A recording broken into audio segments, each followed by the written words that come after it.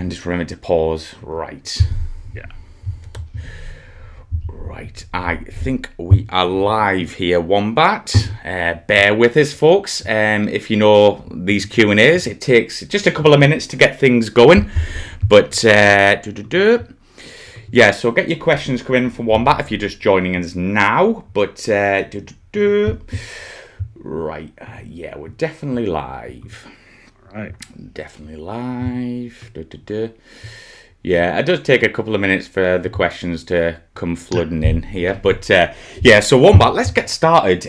For people who are just going to be joining us now, can you just give us, like, obviously, if they haven't seen the initial interview and they don't know, about yourself, or obviously on Mover's channel, could you just tell us, a couple of minutes about your flying career? Sure. So 20 years in the Navy. I started out after flight school in the E-2 Hawkeye, and then eventually at some point in my career switched over to fly the F-18. Did a few tours as a T-45 Goshawk instructor, pretty much in every base that the U.S. Navy has T-45s to instruct on. So, and that was pretty much it. I'm in the civilian sector now, retired out of the Navy, thank God, after 20 years, and just kind of an interesting different, path to get to where I am now than what I think you see typically. So, yeah, like while you guys get your questions coming in, get them in the side there for Wombat. But I've got a couple of questions just to get things going. Yeah, do you enjoy like the civilian side of flying, and how does it differ, compared to the military? I do enjoy it. The answer is I do enjoy it. Flying's flying. The ability when we take a step back and realize what we're doing is pretty cool. And to keep calm, and no matter, just the other day, I got the first time opportunity to take one of our airline's aircraft down to Key West, Florida, which is, I believe, the shortest runway that we landed on, which is about 5,000 foot.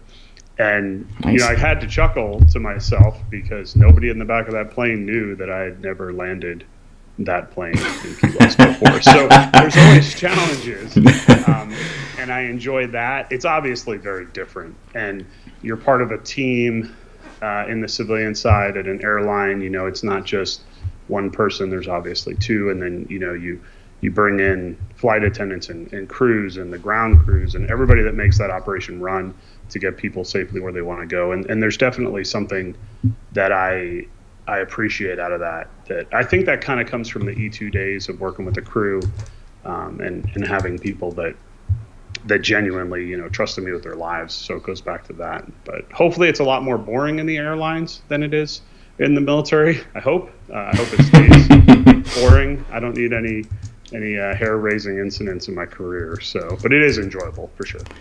Yeah, absolutely. And yeah, like we could obviously find you online. We're going to talk a bit about at the end, but where can we find you online, Wombat, before we get into this brilliant Q&A? Yeah, so trmatson.com. There's not a whole bunch of us out there, I guess. So that website covers everything. TR Matson author is Instagram, Twitter, pretty much everywhere to go. But all those links are on my website. And I found it funny the other day. I Googled myself, and I think I'm the first person that pops up. So I should be fairly easy to find if you're interested in finding me, which could be a good thing or a bad thing, depending on your motives. So, but yeah, the website is definitely the easiest place to start. Great stuff. Well, I think I sorted my mic out there. Might have been a bit loud, so sorry for you guys there. But as you can see, the questions are coming in, Wombat, so I'm going to let you loose and enjoy. Okay, sounds good. Well, I'll just start from the top. I will say it's the first time I've done one like this, so bear with me, and I know I'll get some help if I need it. But the first question I see here is from Scott. How did my relationship come about with Mover? It's actually really funny. You'd think, watching Mover and I, that we're long lost friends from a long time ago, but actually we had met only a handful of years ago through a mutual friend, through Gonky, if you watch the channel. So Gonky was in a squadron with Mover at the time, And I was interested in the writing and getting into writing. And Gonky, who I've known since literally day one of flight school, and we were roommates multiple times. He said, "Hey, you gotta meet my friend Mover. He's written a book or two or 12." So that's actually how we have become friends, and our relationship has grown. So let's see what else we have here. Sorry if I screw up any of the names too, by the way. I totally apologize. But what does one do as a naval aviator when the flying career is over? Well, apparently write books. A lot of us do that. And but no, I think it's, there's two types of people that I see. There's the ones that take, I don't know if it's necessarily the easy route, but it's the traditional route of maybe moving on to the airlines or some sort of civilian style flying, whether it's corporate or whatever works for their life. And then there's the others that just kind of go away and they don't do aviation anymore, or maybe they just do it for fun. And, they don't want to do it as a job anymore. So for me, I honestly was never, being an airline pilot was not really a career path that I had thought about. And it just kind of came to be on my last active duty station. There was a lot of reserve pilots who happened to work for the airlines. And, I knew it was time to get out and make the change there. So that was how I became, and I really do enjoy it. And it's been an interesting career that I didn't know a whole lot about. So, all right, let's see. This is going to be pilot in training here. Congrats. This is from U-boating. What's one piece of advice you give a new pilot? One piece. My God, I could talk for 2 hours about advice for new pilots. No, I think the best thing you can do is this is going to sound a little crass, and I apologize if this, but keep your mouth closed and your ears open. You'll learn so much if you just listen. And I see that as probably one of the biggest negatives. And it's not just in new pilots, it's in pilots at any point in their career. I think pilots by nature are very passionate about what they do. Whether that's it's because not everybody can do it or because not everybody does do it. The joke is, how do you know somebody's a pilot? And it's like, just give them enough time, they'll tell you. And with this, I think because there's that passion, the tendency is to start to talk before you finish listening. And that's a hard thing to do. And I do it too. So there's many times I've been training people, all the way from flight school all the way up to the airline level, where they ask a question and I start to give an answer, and they think of another question and they just go with it. And if they had just let me finish speaking, I would have answered that question. So I was taught early on in Navy flight school, mouth closed, ears open, and it's worked pretty good, except for the people that really know me personally, and they know that I have to struggle at that all the time. So, all right. Living on a carrier is demanding. Which thing do I hate the most? I think it was, in hindsight, I didn't really think about it at the time, but in hindsight, looking back, it was not having my own personal space. That was the biggest issue. Whether I was in an 8-man room with 7 of my closest friends, or even a 2-man with just one other person, the rooms are small. You can never just get away to have your own thoughts.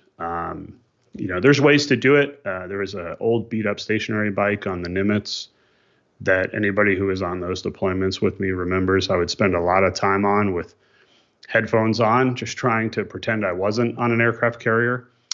And it took a lot. It was just something different, where you can't go for a walk as easily. You're kind of always at work, which is a different environment. So I think that's probably, looking back at it, the hardest thing was being there. So, but I do miss it too. It was fun.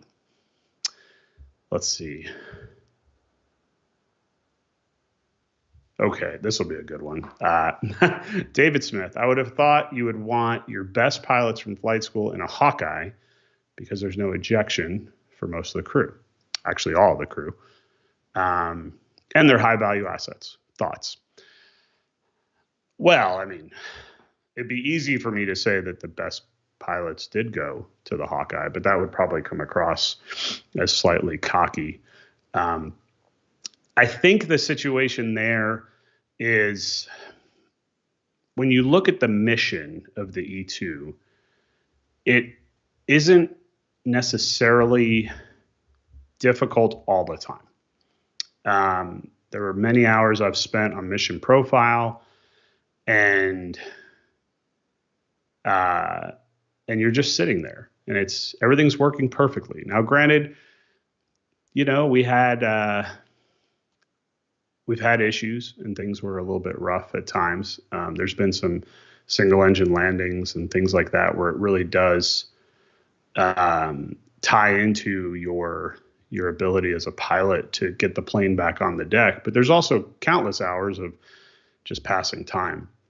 So I think it's one of those things where they put a lot of emphasis on the training once they identified the pilot. And there were people that had struggles in Hawkeye training. I was not immune to them. It's a very powerful aircraft. It's non-counter rotating props, which a lot of people don't realize. So a ton of P factor, which made the plane very difficult to control just in a normal environment. And all of that emphasis really started on, when we got to the Fleet Replenishment Squadron, VAW 120. They put a lot of that onus on us. The training was very intense. And so I don't think necessarily, anybody, at least at the time, there was a cutoff for whether you were going to fly carrier-based aircraft or non-carrier-based aircraft. And I think anybody who made that cutoff was really capable of flying the E-2. It's just that person then had to be trained and honed. And a lot of our training was not just in the aircraft. I remember quite vividly at the FRS, and then again when I was working on my aircraft commander qualification, there was an emphasis put on, I think every aircraft commander that's ever flown a Hawkeye knew at some point you may be called upon to hold that aircraft as level as you can while your crew bails out. And that was just something you had to be okay with. And I know I've definitely had times where I sat in my room and thought about, if I would be able to handle that situation or not. And then there were times in my career where I thought I was going to have to handle that situation. Luckily, it didn't come to that. So I really do think that, at that point of the vetting process, anybody that had made the grades and that had shown the aptitude could handle the Hawkeye. It was just training that particular pilot at that particular time. So I hope that answers your question, David. Let's see. DCS. No, I have never played DCS. So maybe I have a DCS doppelganger out there that's using my call sign, which would be great, actually. Right? People that mimic you is the greatest level of flattery. But I have not done it. I know Movers tried to get me in on it. It's just really a setup for what we have here at the house. And I have not saying I won't in the future, but it's definitely not me if you're seeing my call sign on DCS. So I hope they're a good pilot. Hacking again. Being a captain in a civilian airliner, do you involve leadership? It's really not in the same level as leading a squadron. Do you miss the most advanced leadership challenges? I would. It's funny. You would think the leadership in the military would be at a higher level than that in an airliner, but I don't necessarily think it is. It's different, and the lessons that I learned in the military, the lessons that I made mistakes on, and God knows I wasn't perfect. I take all of that into account when I meet my crew. I try to be empathetic to them. So I really think that the level of leadership, whether you're a captain or a first officer or anybody on a crew, is still just as important. I mean, I always hope that it's not a life or death situation, obviously. but it's a lot of little distractors. And that's probably the biggest difference that I see on my day job now is every day there's a million things out there that can distract the pilots or the crew from handling the situation like they've been trained. And I can tell you, I've been through some of the highest levels of civilian training. I'm really proud about the civilian training that I've been given, and that doesn't matter because the distractions are there, or sometimes you're just tired or you're off your game, and you don't have that ability because there's 200 people behind you that every time they get on my plane expect me to be on my game, so I have to be. And obviously everything's different, but working with a crew is important. And again, the lessons that I learned were just as challenging when I was 20 some odd years old in charge of a bunch of 18-year-olds as it is sometimes with the things that we see day to day. So I do miss things about my military career in the sense that you could handle things differently. You have to be a lot more diplomatic. And as anybody who knows me, I'm not as good at that as I am at just getting the job done. But so a lot of times I have to take a pause and think about what I'm going to say and think about how I'm going to act. Where I felt in the military, I could just go with my gut a lot more. So let's see here. I love it. Love all these questions. These are awesome. Keep them coming. Is it possible to figure out your co-pilot in an airliner as a former military pilot or not without asking them? A lot of times it is. And I would go even further to say that a lot of times I could almost guess what they flew, at least on the military side, because every community kind of has its own stereotypes or stigma to it. So, the difference between a U.S. Navy and a U.S. Air Force pilot are sometimes very obvious. I'm not saying which one is better, but I think you probably guess. But they do give it away. Military guys it's just a different language that we speak. And, I've said a million times to people that when you're at the level of aviation that I do when I go to work today, we've all worked our whole careers to get to this point. Whether it was something you wanted to do when you were a kid or whether it's something you came into later in life, at the level that I work at, like there's nowhere else for me to really go outside of this airline.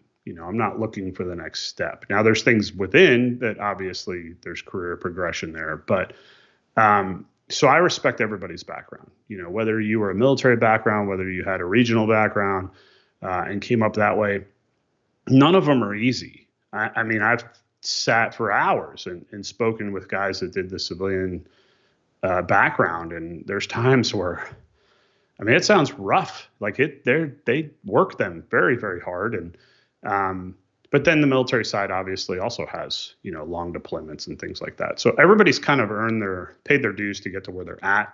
I think military guys just kind of have a different, not swagger, but just different presence to them, that it usually comes out pretty quickly.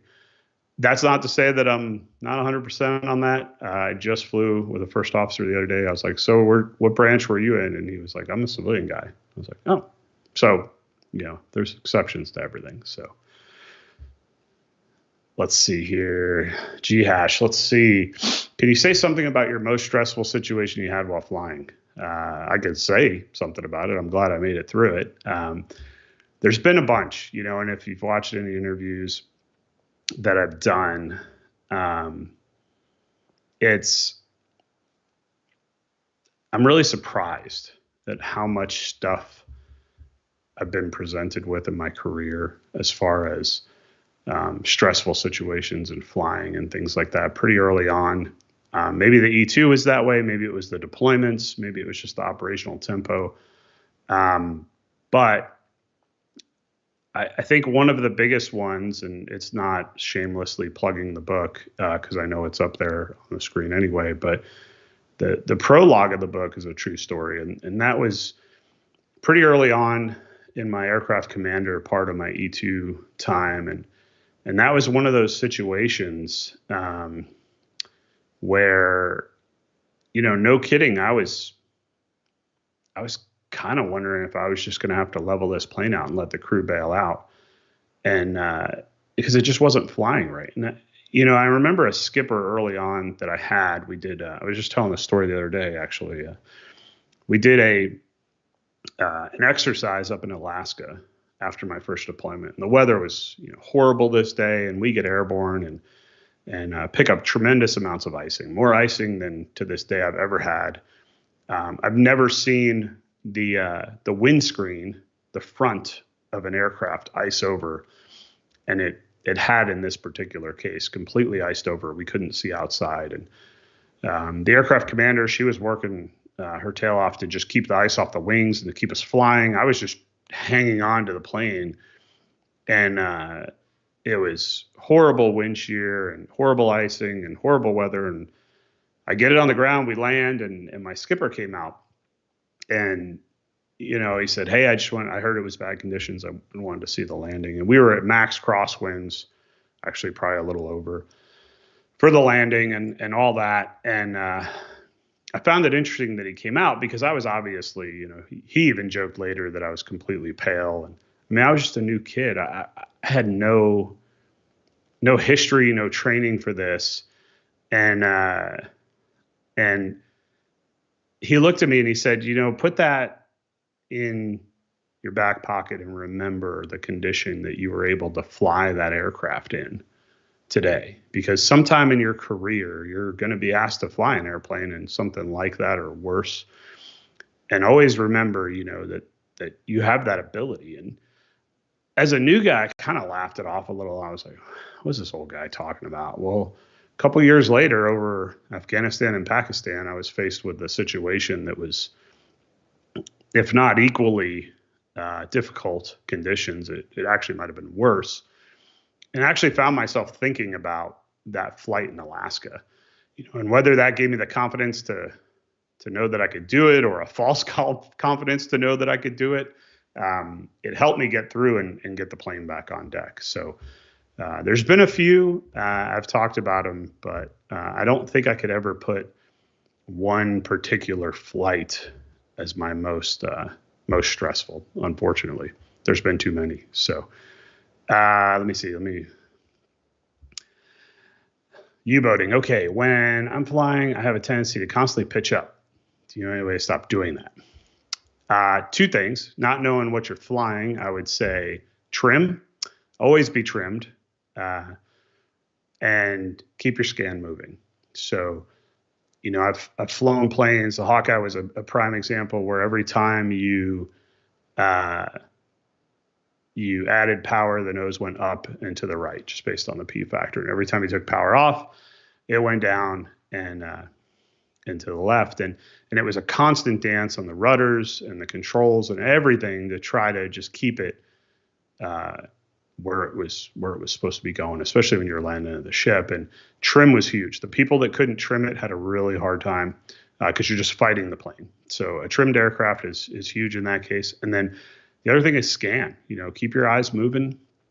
Never stop. If you ever for a second stagnate when you're flying in any type of dynamic environment, stop moving around and looking at the instruments, your brain tends to just kind of shut down a little bit. So I'd say trim and scan are probably the best things for you. Hacken, let's see. What's your view on the F-35B system found in the Marines in regards to non-existent airport support? The F-35 as a whole, it's an interesting concept, and I understand why the military went that way. Excuse me, I'm not used to talking this much on interviews. I understand why they went that way, right? If you go back in history, let's just speak to the U.S. Navy. So we had multiple aircraft that did different things, right? And they each had their own specific mission, if that makes sense. So you had the F-14 air to air, you had the A-6 air to ground, all that, right?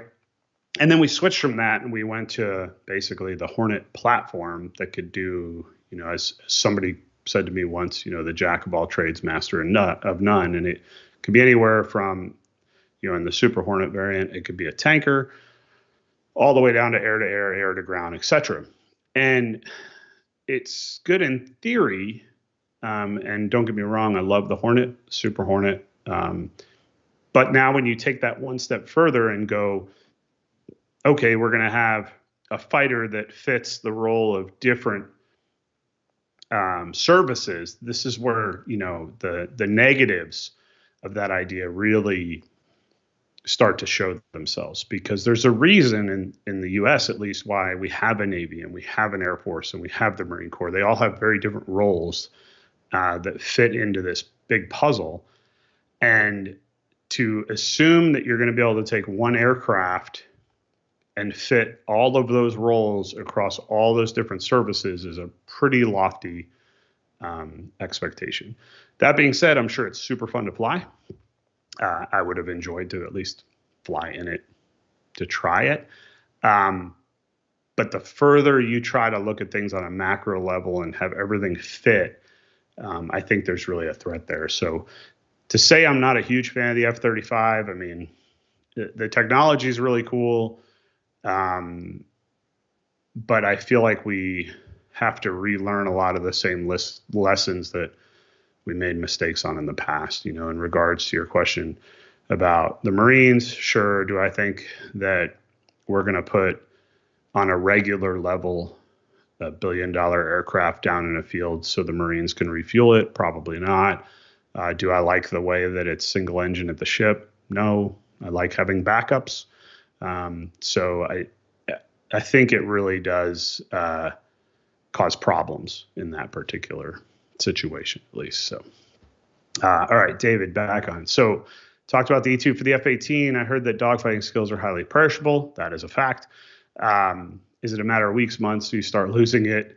I felt in the Hornet, and then when I taught some of this in the T-45, I mean, it was a matter of minutes and days. I mean, when you were flying BFM all the time, you just really hone that skill so well. G tolerance is the same way, and we had rules in the Navy where if you didn't do a dynamic flight for so many days, you would have to go basically test your G tolerance and try to get it back. And even on the flights where we were doing dynamic, that's why we did a G worm, as they call it, just to make sure, because you just don't know how you're going to be that day. Did you sleep well? Are you hydrated? Did you eat well? Is your G suit plugged in? Yes, that mistake has happened. Yes, to me. And those things all kind of come up. So you lose that skill very quickly. That is why there's such an emphasis put on it. It was an emphasis my whole career in the Hornet, my time in the T-45 the same way. And that emphasis probably will never go away, only because it is akin to, being at one with the machine, whereas it's very different than like an air to ground delivery where we're going to drop a JDAM and it's 20 pages of checklist that we have to go through while the autopilot's flying. BFM is how you feel and how you can convey the feeling of the aircraft through your own body and then react within a split second, because those seconds make a difference. All right. Shiny Baldy. That's funny. If you get the opportunity to participate in a VIP legacy flight tomorrow between the Hawkeye and the Hornet, which would it be? I would ask to do both if I had the opportunity. But I think it would be cool to go back in the Hawkeye. Just because it's been a really long time. And it was my first love and the basis for a lot of things and who I've become as a pilot. So to get a flight in a Hawkeye again would be a pretty cool thing. U-boating. Do you have any ways of killing or minimizing that feeling of fear, or a way of calming yourself before or during a flight? That's a great question. I actually just started with my son. We were talking about fear the other day. He's 4 years old. And he tells me that he's afraid of spiders and he's afraid of this. And I told him, I was like, you're not actually afraid of any of that. You know, as humans, we were only born with two fears, right? The fear of falling and the fear of loud noises. And I joke with him. I go, I've seen you fall and you make a lot of loud noises. So you're not afraid of either of those. So this idea of fear and how to deal with it is interesting because it's always there.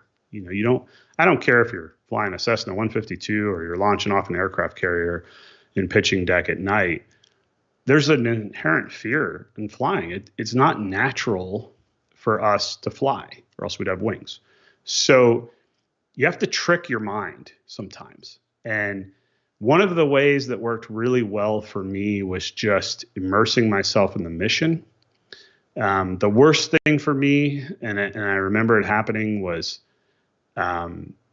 you'd man up an aircraft. It didn't matter, E-2 or Hornet, and you get ready to go quicker than the ship is ready to launch you. So you're just sitting there, and that was the worst feeling in the world, because the whole time you're just overanalyzing, and then fear creeps in. But it's no different, right? I mean, you have a job to do, you have a mission to accomplish.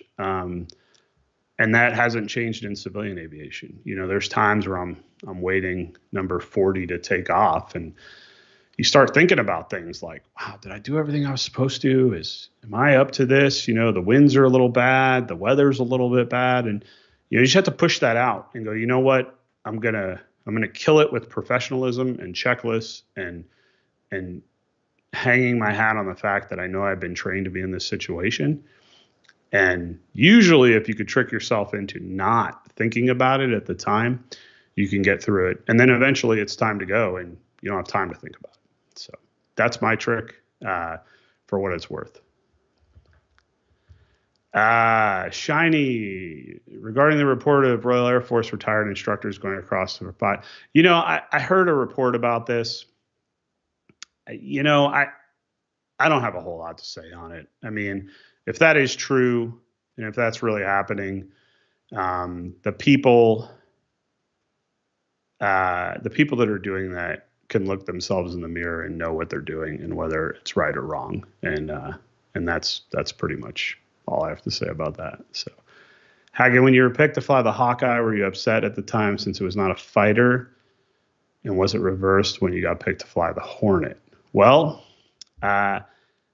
was I upset when I got picked to fly the Hawkeye? No. I actually felt very lucky.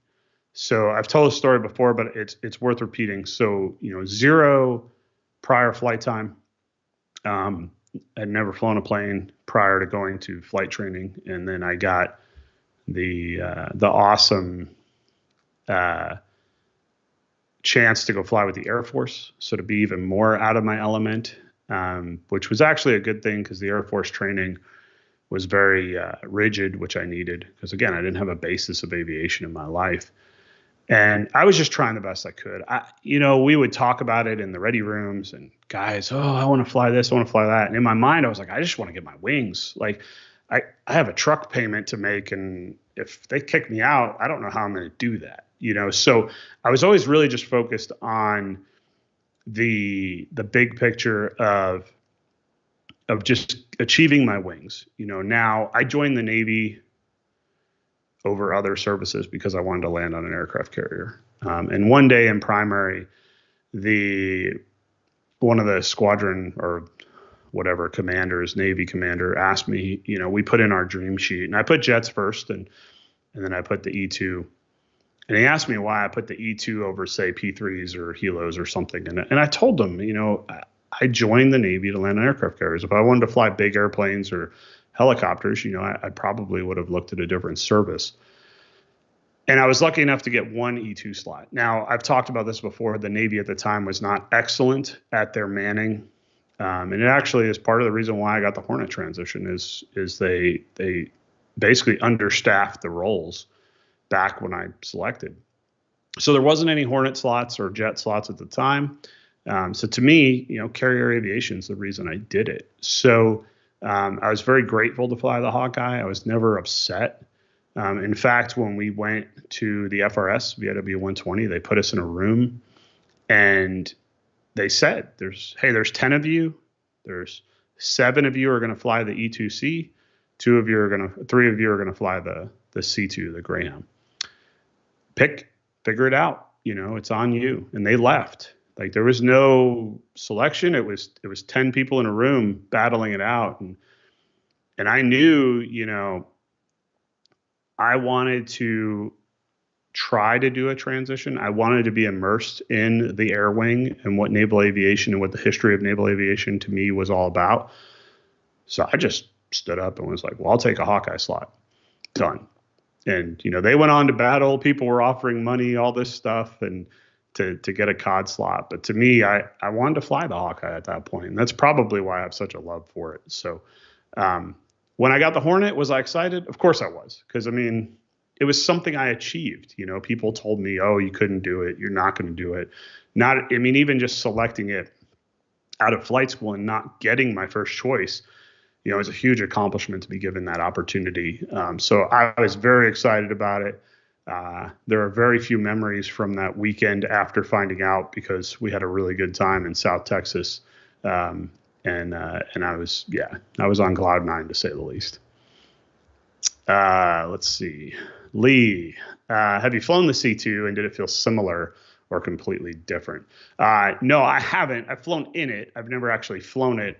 And it is very similar from everything that I have a lot of friends that were dual qualled at the FRS, and it was the platforms are essentially the same. Obviously, the fuselage of the E-2 is a little bit smaller and it has the dome, and the COD is a much bigger fuselage. But for the most part, as far as the P factor goes, the 4 tails, but 3 rudders, etc., they fly pretty similar. So, how is the relationship between the aviators and the surface warfare officers on the ship? It depends. It really depends on the individual. I knew people on the ship that were surface warfare officers that were great. I still have friends that were either surface warfare officers or worked in different portions of the ship, both officer and enlisted alike. And, I think, to me, what separated somebody that I could get along with in that is a mutual respect, right? So a lot of aviators walk around cocky, think they're better than everybody else around them.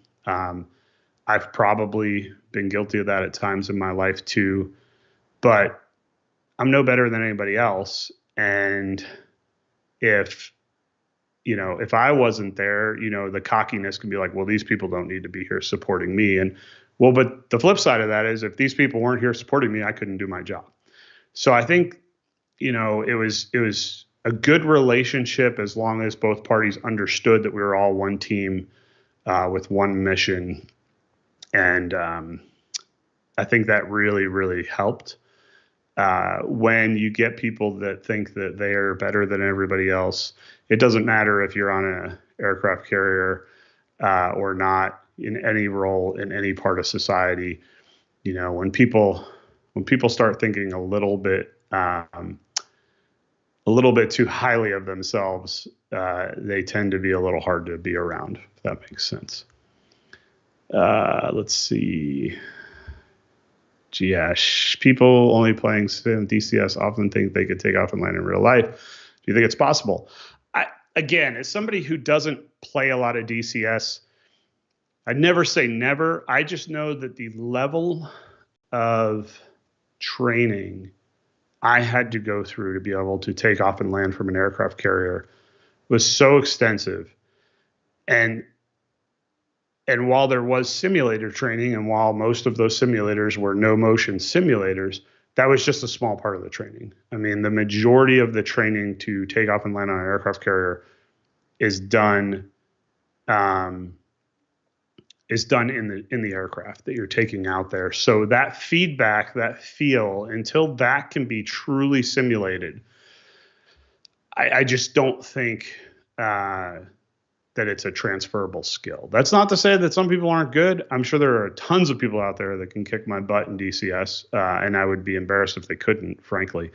But the big difference is there's just so much feel when it comes to landing a plane on such a small landing area that you're not going to get that in the best computer setups.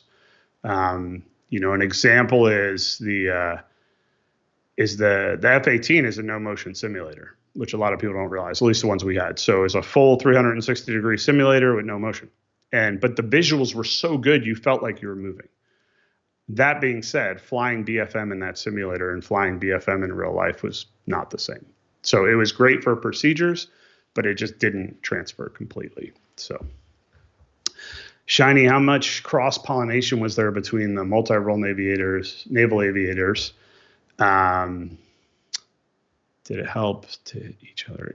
I think there was. One of the things I like about the Navy is regardless of the aircraft you fly, the mission you have, we were all integrated. We were all there. That's one of the advantages of going to work 24 hours a day for 6 months with all of your coworkers. You get so integrated with everything that, you didn't know the other people necessarily how they did their job, but you respected them for their job, and we trained very closely, constantly, to be able to take each skill set and integrate it for any given mission. So to me, I thought it was a great integration, both shipboard and different platforms. Let's see. Sorry, I lost where I'm at here. Hacking, when getting out of active Navy as an aviator, do you have a choice of not being in the Navy Reserve, or is Navy Reserve the deal? So you have to be in for a little bit, but you don't have to do anything. So you can go inactive reserve. I wasn't ready to hang it up completely. So to me, I wanted to still give back. I had done 13 years active, and I felt like I still had some in the tank. And that's why I went on to instruct down in T-45s. I was doing it as my last active duty tour. It was an easy transition. I enjoyed it. And so to me, that was kind of the thing, and I wanted to work towards that retirement, and I'm glad I did. Now, it's easy to say that. Excuse me. It's easy to say that now because I'm retired. So I had crossed the finish line. At the time, between that 7 years between active duty and retiring, there were times where it was tough at times, where I was when I'm away from my family, it's hard. It's different when you're active duty than the reserve. So you just kind of ask yourself, why am I doing this sometimes? But in hindsight, I'm very happy I was able to do it and reap the benefits of what I'll get in retirement. And I think it showed my son too. Hopefully he'll remember some of those days of how hard I worked. So, David Smith, what's your least favorite thing about being an LSO? That's a good question. Favorite.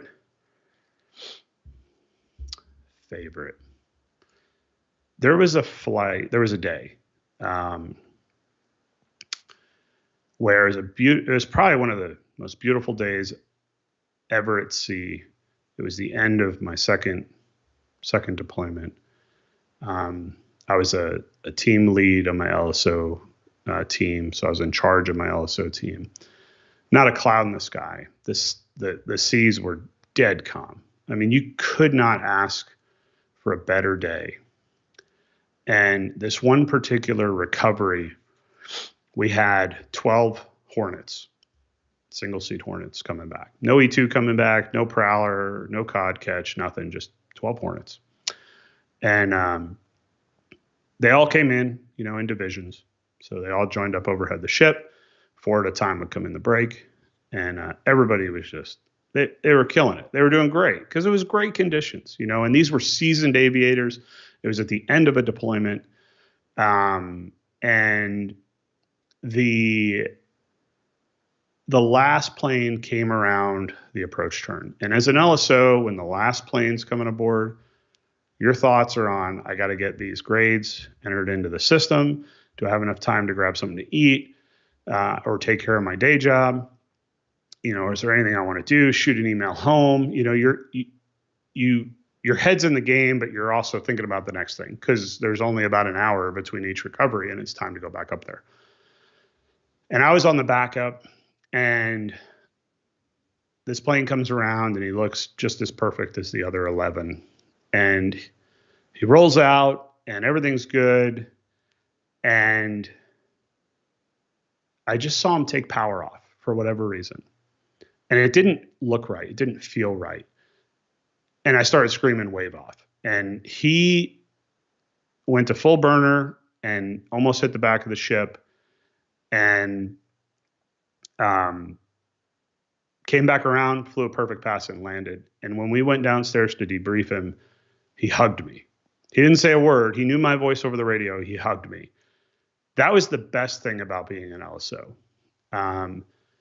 You were out there directly connected to the men and women that are flying around the ship.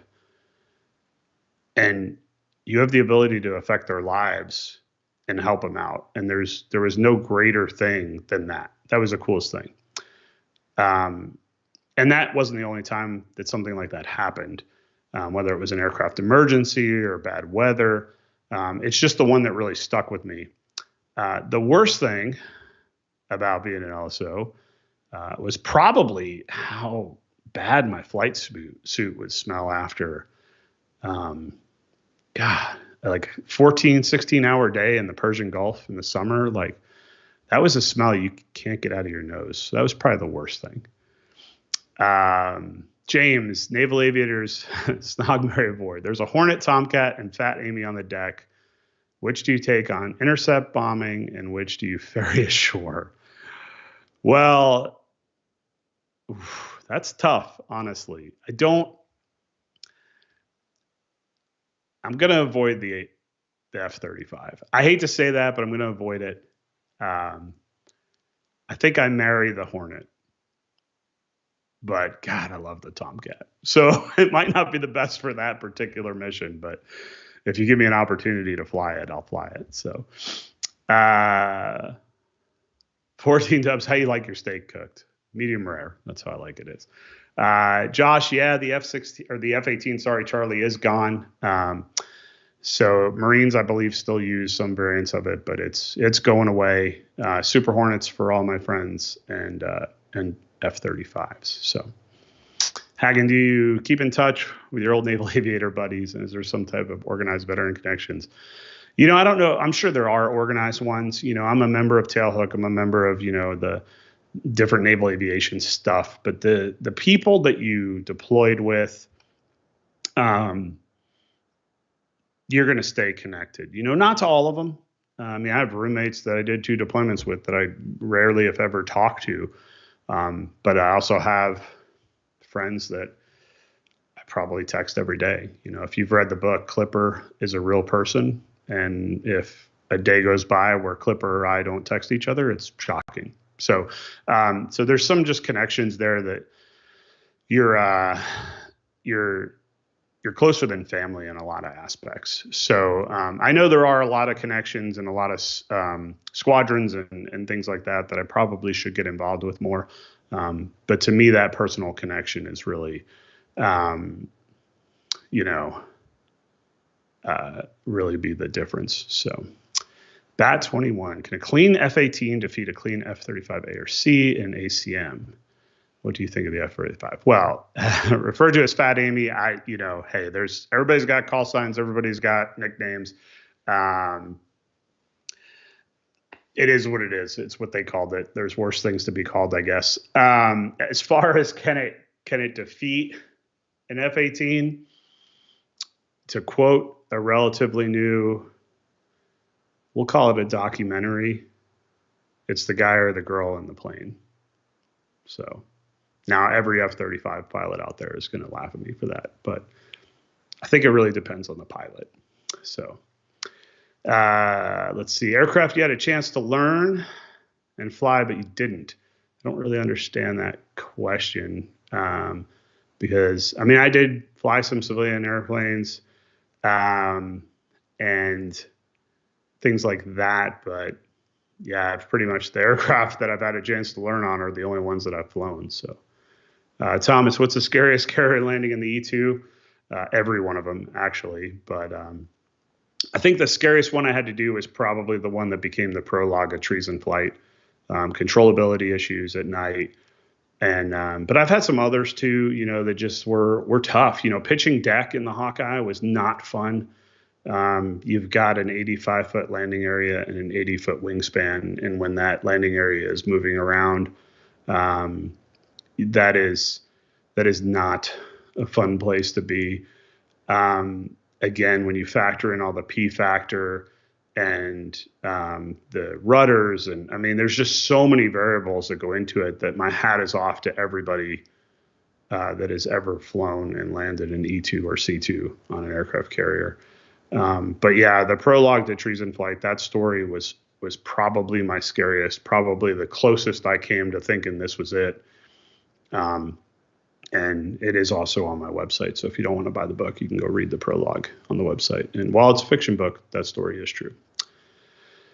Shiny is a former AEW pilot, just eyeballing newer platforms being developed and fielded based on 7.3 Bombardier Gulfstream platforms without massively rotating arrays. Does it make you jealous? No. I mean, the 737 will never make me jealous. I'm not a huge fan of the 737. And, I mean, it's cool that there's cool planes, but, life changes, right? And one day, I'll be that old guy that that's like, yeah, I flew the E-2, and people, when my kids are older, they'll be like, what's an E-2? And I'll show them a picture, and it'll look like the most archaic plane ever. And, so I think it's important to embrace your time. And my time in naval aviation allowed me to fly the Hawkeye and the Hornet, and that's pretty darn good if you ask me. So I don't get jealous very much. So Arthur, how closely did you work with Civic? Very. The guys and girls in the back of the Hawkeye definitely were very close with Civic, but yeah, absolutely, very closely. And you basically go down there after every flight to debrief them. So, Hackman, have you ever been badly pressured or even scared in a civilian jetliner? If yes, can you describe? If no, why? Have I ever been badly pressured or even scared? No. And I'll tell you why. I think that it goes to the training, the simulators, and the training syllabus that modern, airline pilots go through is very intense, more intense than most people realize. And the things that you can simulate in a simulator really do set you up for a worst case scenario. And because of that, and because of and I can only speak for the company that I fly for, but because of the high level of maintenance professionalism and just the redundancies of the aircraft that we fly, the likelihood is you're never going to be in that situation. Now, of course, you could point to the Sully Hudson River incident and ask me that question if I ever have to do that, and my answer might change a little bit. But the big thing is that just the training aspect of this world is so intense that it's kind of cool. So it puts you at ease when things happen in real life, and I've had some things happen, and I'm very happy in the fact that nobody in the back even knew there was anything wrong. So that means I'm doing my job. So Mad Thomas, was I an instructor at Meridian? I was. I was instructor there as my last active duty tour. I was the wing LSO for about 2 years there. So, Franz, I meant whether you offered the chance to fly any aircraft in the military, but you did not have. No, I wasn't. I was offered. It's funny. They're not. It's not an offer, right? They're orders. I was ordered to go fly the E-2, and then by putting in the transition, I was ordered to go fly the Hornet on that. So. Bat 21. What do you think of the P3? Oh, I can make a ton of P3 jokes. But I like it. Some of my best friends were P3 pilots. It's just a different world. It's a different part of naval aviation. It's an extremely important part of naval aviation. It's just not a part that I was a part of. So I think it was a good platform. I think the P8's a really good platform for it as well. I'm sure somebody who flew the P3 could speak a lot more to whether the P8 is a better platform or not. But yeah, it is a classic, that's for sure. It's been around for a while. So, Paul, did you ever carry the AGM-88 or shoot a harm, or is it specific to growlers? I have done harm shoots in the Hornet. It was cool to do. It was all in training, obviously, but a lot of checklists. A lot of checklists when you're shooting the harm and a lot of stuff like that. So, Shani, can you talk a little more about the human factor differences in your modern airline and the oldest E2s? Well, the biggest human factor, that's a good question. The biggest human factor is just the displays. The Hawkeye, when I flew it, was not a glass cockpit. It was steam gauges. It was not the best as far as where the gauges were. And what I mean by that is we had our primary attitude indicator and then an HSI under it, which makes sense. There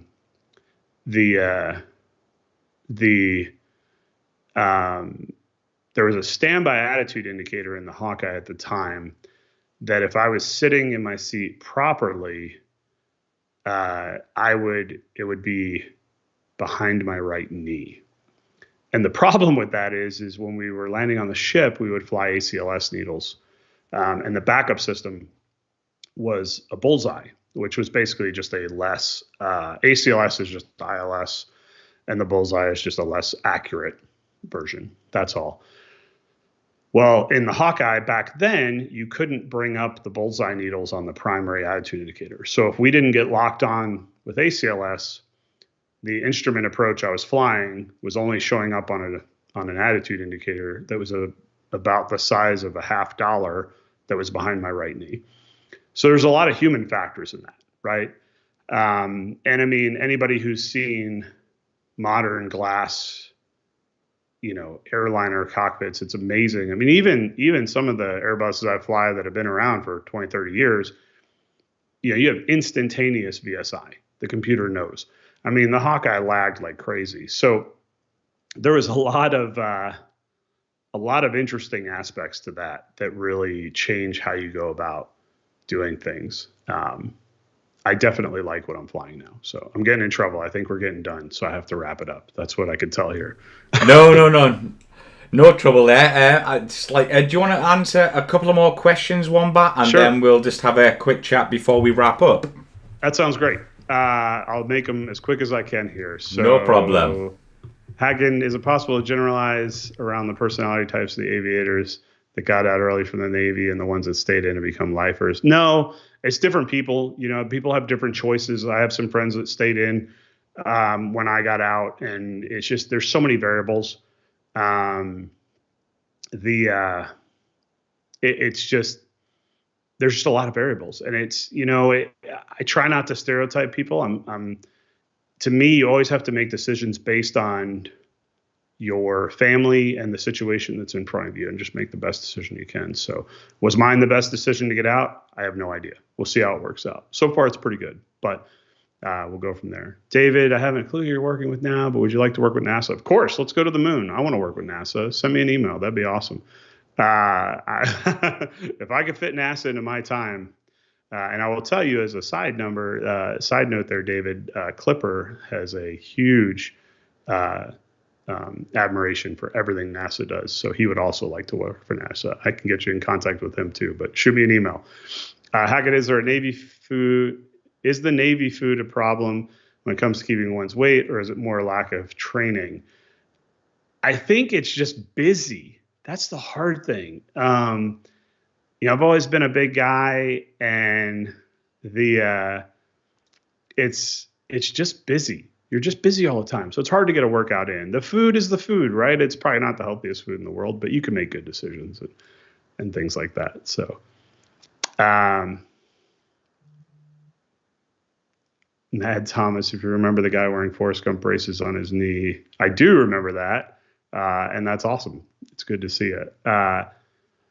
Did you ever consider flying the Prowler? I didn't, because I didn't get jets out of flight school initially, and then by the time I did the transition, the Prowler was going away. So, would you ever fly for fun at a point, considering make your living? I would like to. So, my son the other day, 4 years old, I asked him what he wants to do for a living, and he said, "Well, I want to be a pilot." And I kind of laughed, and I go, "Does that mean we have to buy an airplane?" And he's like, "Yeah, but it has to be a jet airplane because they go fast." So I need to figure out a lot of ways to make some money, because those are not going to be cheap. Apparently, my son wants me to buy a jet, so that's pretty much it. Well, all right, what do you got? Did I miss any? I'm going to jump in here. 100 more hours. I can answer that. Yeah, go for that one there, Wombat. I'd go back to the Hornet for another 100 hours. Even though I don't know if my body would appreciate it, I'd go back and do it. So, awesome stuff. I mean, what a brilliant Q&A. So this is absolutely brilliant. Wombat, where can we find you online? We talked a bit about it briefly online at the start of the episode. So, just tell us where we can find you. What's going on? I might be muted. Right. There we go. Can you hear me now? I didn't hear any of that. So that's the beauty of being live, right? Right. Can you hear me now, Wombat? I can. I got you. Awesome stuff. Right. Okay. So thank you everyone for coming on this amazing Q&A, and thank you to Wombat for coming on. But we talked about it briefly at the start. Where can we find you online? So website trmatson.com. I know you've had it up there. I appreciate that. And then Instagram. Eventually I'll hit that 1,000 followers. I know you were plugging for that. It's so close, but I'll get there. But TR Matson author, and then Twitter's the same, and it's all linked on the website. The website's a great place to start and just kind of figure out who I am if you're interested. Yeah, absolutely, and we'll get you to that 1,000 definitely. I'm going to try and get you to the 1,000 over the next couple of days, because you deserve it, mate. But thank you very much for coming on the channel for this Q&A. I mean, it's been absolutely brilliant, and thank you to everyone who's joined us and put in a question. And everything we talked about is linked in the description below. So if you want to go and find Wombat on his website or Twitter, Instagram, go and follow him. We'll get him to that 1,000. So Wombat, thank you very much for coming on the show. I really appreciate it. It was a lot of fun. Hopefully I did okay. It was definitely different, but it was fun. So different in a good way, hopefully. But thank you very much. One question about my call sign. Did you notice that? I know, yes. Actually, I'm going to ask you one before we go. Like, where did that come from, Wombat? Or are you going to keep it a secret? I can't tell you. So. Maybe if we get Wombat on again, we'll give it another shot and see where it comes from. But thank you very much again for coming on the show. It's very much appreciated. I appreciate you having me. Thanks so much. Right, thank you very much, guys, and we'll see you next time.